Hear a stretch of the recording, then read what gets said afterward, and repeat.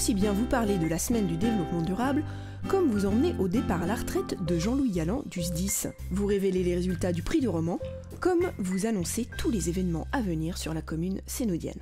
Bienvenue, c'est Sénomag.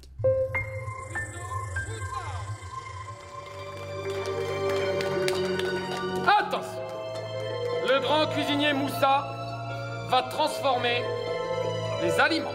Dans le cadre de la Semaine européenne du développement durable, du 1er au 6 juin 2015, la ville de Sénou a tout mis en œuvre pour sensibiliser petits et grands à la protection de notre planète. Nathalie Servet, maire adjoint au développement durable.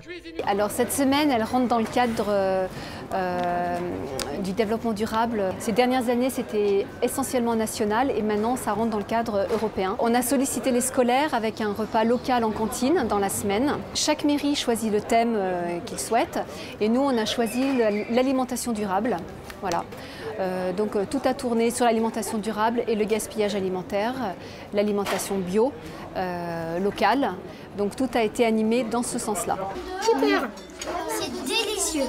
Moi c'est juste délicieux. Ouais, moi j'ai vraiment délicieux. Christian Silani est le chef de production à la cuisine centrale de Sénou. Avec son équipe, il cuisine et livre environ 1000 repas par jour dans les crèches maternelles et écoles primaires de Sénou. Sur proposition de la mairie, ils ont concocté jeudi 4 juin un super repas avec des bons produits locaux. Donc c'est la mairie qui a décidé de proposer un menu avec les producteurs locaux et la bio d'ici qui nous sert des produits bio. Donc comme là l'entrée ça va être des carottes. Donc on a un producteur de légumes qui est sur place, qui nous a livré les carottes dans la semaine. En viande des légumes, c'est la bio d'ici, qui est aussi dans le coin et qui nous sert des produits bio, bien sûr. Beaucoup de temps forts dans cette semaine, notamment un spectacle le samedi 6 juin. Le temps fort, c'était aujourd'hui, sur le parvis de l'Hôtel de Ville, avec un spectacle qui a été fait par le Chapiteau Vert sur le gaspillage alimentaire. Et là, on a essentiellement voulu toucher les enfants. Voilà, donc c'était un spectacle qui était très humoristique, très convivial, festif, avec des petites questions, voilà, à la hauteur du public, et avec une récompense, avec des paniers de légumes, enfin des légumes locaux. La bouffe elle est sacrée, yeah, yeah, yeah, yeah, yeah. Et on va plus jeter, yeah, yeah, yeah, yeah. Madame, midi et soir, on va faire miam, miam, miam, oui, Puis, en partenariat avec la médiathèque, un atelier tampon de légumes où les enfants ont pu se familiariser avec ces petits légumes qui les terrorisent tant d'habitude. L'atelier tampon, c'était un partenariat avec la médiathèque de Sénou. Donc l'objectif premier, c'était de sensibiliser les enfants aux légumes. Parce qu'on s'est rendu compte aujourd'hui qu'il y a beaucoup d'enfants, alors je ne me rappelle plus le chiffre exact, mais c'était à peu près du 7 enfants sur 10 qui ne savent pas reconnaître les légumes. Donc l'idée c'était de leur faire reconnaître les légumes entre eux, de les faire sentir, de les faire toucher. Donc la première partie de l'atelier consistait à ça. Donc on se faisait passer les légumes entre enfants, on essayait de deviner de quels légumes on parlait, quels légumes on prenait. Donc c'était assez ludique. Et la deuxième partie de l'atelier c'était plus un petit côté un peu plus rigolo avec de la peinture où on essayait donc de couper les légumes en différentes formes et de faire des dessins avec. Donc aujourd'hui, on a même pu afficher les dessins que les élèves ont réalisés pendant cet atelier-là. Donc c'était assez rigolo, les enfants ont bien aimé cet atelier-là. Autre temps fort de la semaine, les journées potagères organisées par les amis du Vieux Sénou. Après 3 mois à parcourir les classes des écoles de Sénou afin d'initier les enfants aux joies du jardinage, les amis du Vieux Sénou ont reçu près de 900 enfants lors de la grande journée potagère, mardi 2 juin. Plusieurs ateliers riches en découvertes ont rythmé cette journée. Cette année, on a un atelier avec une ruche pédagogique. Les élèves peuvent déguster du miel, peuvent voir l'activité d'une ruche. On a un atelier sur le compostage avec un intervenant qui nous explique la vie des vers de compost. On a un atelier sur la nutrition. On a un atelier, un atelier lecture, on a une projection de films dans notre salle de notre association. On a également une mini-ferme avec des animaux présents sur le site. On a des ânes, on a des cailles, des lapins, bien sûr, une chèvre qu'on entend. Mais à quoi sert cette journée potagère? Eh bien, à apprendre aux enfants à composter, manger local ou encore recycler. Mais dans le compost, vous savez ce que c'est que le compost? Non. Oui, c'est pour mettre les déchets, Donc du coup, ce qu'on appelle, elle fait encore partie d'une plus petite famille qu'on appelle, alors là c'est un peu compliqué, mais je vais vous donner des mots pour que vous reteniez, des gastéropodes. Alors écoutez bien, la limace grise. Oui, c'est bien.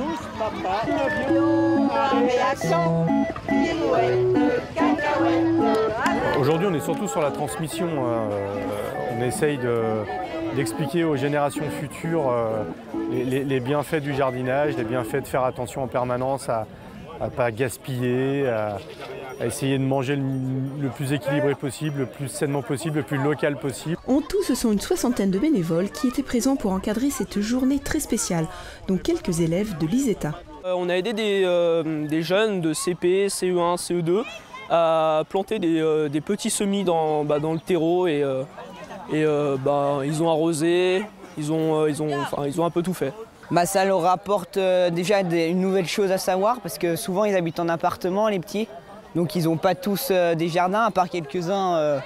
Il y en a quelques-uns qui en ont, mais sinon voilà, ça leur apprend à découvrir quelque chose d'autre. Nous sommes allés du côté des enfants afin de recueillir leurs réactions, à savoir ce qu'ils ont retenu de la journée. On a appris que quand on plantait, on met de la terre et puis après on met la graine et puis après la fleur et puis après ça pousse. Vous avez mangé des brochettes un peu spéciales, j'ai vu. C'était quoi ces brochettes? Oui, je sais. Il y avait dessus, il y avait des tomates, il y avait de la pomme, il y avait des carottes et du melon. C'est meilleur les gâteaux au chocolat ou les brochettes aux fruits? Les brochettes aux fruits. Au final, cette journée pédagogique en pleine nature a ravi petits et grands. Merci aux amis du Vieux Sénot.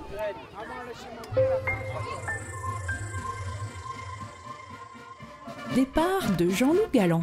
Vendredi 5 juin, Jean-Loup Galland, médecin et président du conseil d'administration du SDIS, service départemental d'incendie et de secours de la Haute-Savoie, célébrait en grande pompe son départ à la retraite à Cap-Péria.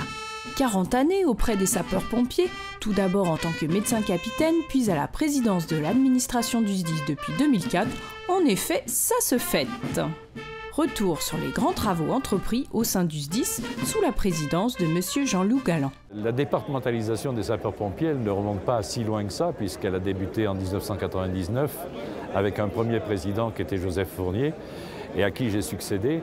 Et il a fallu à peu près tout construire en matière de réseau, de casernes, etc. Enfin, il y avait beaucoup de casernes, mais des casernes qui étaient dans un état parfois un petit peu vétuste et qu'il a fallu reconditionner. Il a fallu mailler le territoire, véritable aménagement du territoire, et il a fallu apporter des réalisations qui facilitent le travail de nos sapeurs-pompiers. À l'heure actuelle, il y a 3700 sapeurs-pompiers en Haute-Savoie, dont 600 professionnels. Et c'est quelque chose qui a beaucoup avancé et très rapidement avancé grâce à l'aide du département et des communes. La dernière réalisation dont je suis très fier, c'est ce fameux centre plateau technique pour les appels, le CTRA, qui a été inauguré par M. Valls et qui réunit, chose unique en France, tous les acteurs de secours sur un même plateau. Les pompiers, le SAMU, le SAMU social, les médecins libéraux, les ambulanciers. Et c'est un petit peu unique en France, et avec une technicité qui est, j'allais dire, sortie de nos chais, puisque le docteur Perfus et le colonel Antoine en sont les maîtres d'œuvre. Jean-Loup Galland a vécu et mené de beaux projets de développement auprès des sapeurs-pompiers de la Haute-Savoie. C'est pourquoi les personnalités politiques locales et de nombreux sapeurs-pompiers étaient présents à cette cérémonie de départ à la retraite.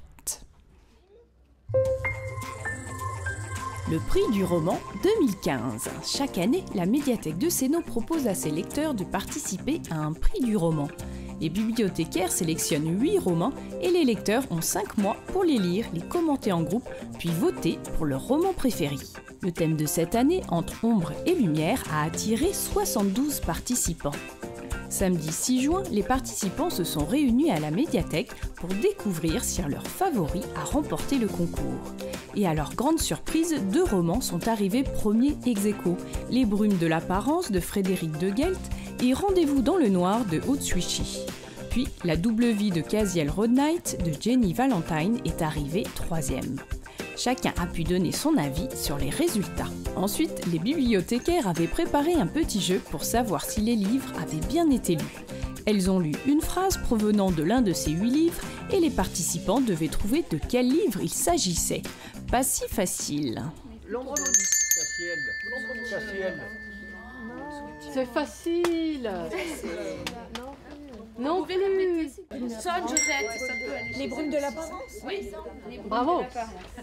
Il vaut mieux se tromper. Oui, voilà, c'est ça. Et pour finir ce petit déjeuner littéraire, les bibliothécaires ont présenté une sélection de romans pour l'été. Alors, bonne lecture.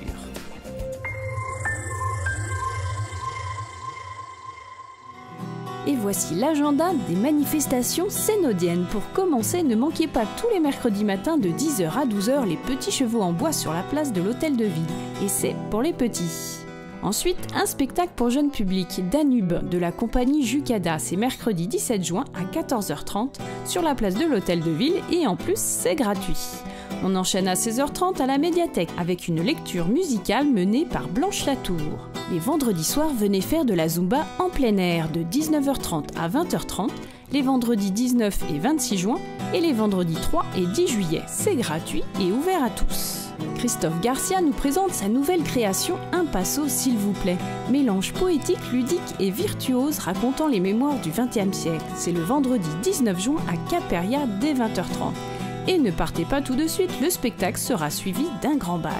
Samedi 20 juin, venez troquer vos skis contre une paire de tongs au vide-grenier à Vieux-Gy par Animaction. Et ensuite, venez fêter l'été et la musique, avec au programme dès 17h, place de l'Hôtel de Ville, des chants et de la danse suivis dès 21h30 d'une soirée dansante animée par Croc Dance et l'ensemble Touti. D'autres festivités musicales commenceront dès 19h, place Saint-Jean, à Vieux-Gy et à Balmont. Et toutes seront suivies de repas dansants. Tout le programme sur www.ville-seno.fr. Dimanche 21, si vous êtes à la recherche d'une raquette, rendez-vous au vide-grenier du Tennis Club. Lundi 22 se tiendra le conseil municipal public à la mairie dès 19h. Jusqu'au 30 juin, la Corse sera à l'honneur avec la vente de produits du terroir, place Saint-Jean, du lundi au samedi de 9h à 19h. N'oubliez pas votre inscription au CRC, date limite le 26 juin. Les permanences seront assurées du lundi au vendredi de 14h à 18h. Les inscriptions au polyèdre seront également ouvertes jusqu'au 26 juin. Attention, celles-ci ne concernent que les personnes déjà adhérentes cette année. C'est Nomag est déjà terminé.